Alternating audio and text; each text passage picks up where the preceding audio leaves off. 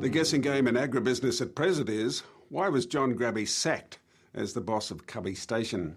Grabby's been dumped in the middle of taking off a cotton crop worth $150 million or more. Everybody's keeping stum at present, but it's rumoured the long-standing manager was dumped simply because he gave an interview to a commercial television station.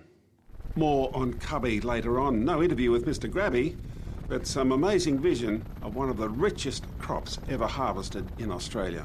Moving on, and if you sniff diesel in the air, relax.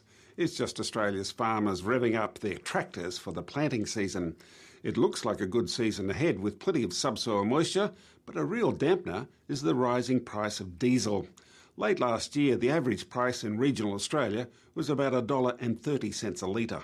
Here's the graph of the diesel price lift in the past 12 weeks. It's now about $1.55 a litre. That's an average, and we know it's much dearer in many places. Now, that increase in about 3 months is close to 20%. The other issue, of course, is the rising dollar. More on that in future programs. Now, let's start the price check with livestock, where the National Livestock Reporting Service says numbers are up, especially for big steers. Restockers and lot feeders again dominated the market, but for the first time in several weeks, they were looking at somewhat reduced quality.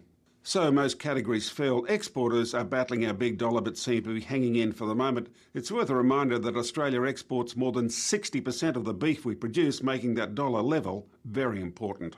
And after the markets closed Thursday, the Eastern Young Cattle Indicator had eased to $4.10. And another reminder, that's 17% up on the same time last year.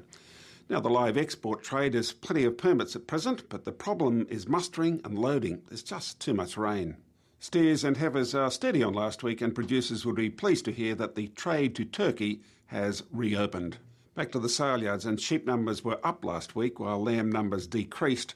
With a good season, producers are obviously holding on to lambs much longer. That lamb price is up $1.35 since April of last year, and mutton has lifted 98 cents in the same period. Pig prices are steady. As our dollar rockets, the big supermarkets are lifting their imports of Danish and Canadian pork, now getting close to 1,000 tonnes a week. Most of that pork, of course, is reprocessed and sold as made in Australia. Meanwhile, butchers report a big lift in fresh pork sales as beef and lamb prices rise. In fact, many butchers say they'd rather sell pork ahead of lamb because they can put a regular market.